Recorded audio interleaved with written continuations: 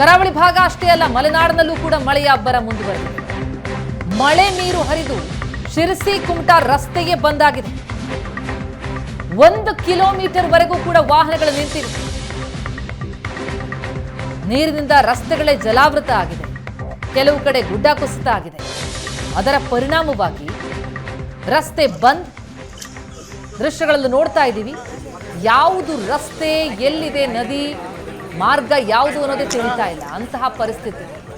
ಸಂಪೂರ್ಣವಾಗಿ ಜಲಾವೃತವಾಗಿರುವಂತಹ ರಸ್ತೆಯನ್ನು ಗಮನಿಸ್ತಾ ಇದ್ದೀವಿ. ಹೀಗಾಗಿ 1 ಕಿಲೋಮೀಟರ್ ವರೆಗೂ ಕೂಡ ವಾಹನಗಳು ನಿಂತಿವೆ. ಮುಂದೆ ಸಾಗೋದಕ್ಕೆ ಸಾಧ್ಯ ಇಲ್ಲ ಅಂತಹ ಪರಿಸ್ಥಿತಿ.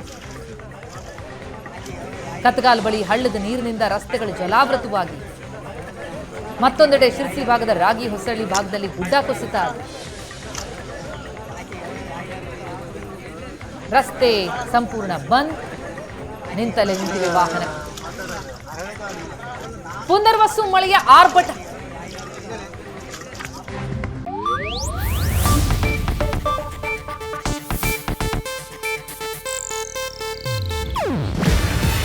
ಇದು ಏಷ್ಯಾನೆಟ್ ನ್ಯೂಸ್ ನೆಟ್ವರ್ಕ್ ಪ್ರಸ್ತುತಿ. ನೀವು ನೋಡ್ತಿದ್ದೀರಾ ಏಷ್ಯಾನೆಟ್ ಸುವರ್ಣ ನ್ಯೂಸ್.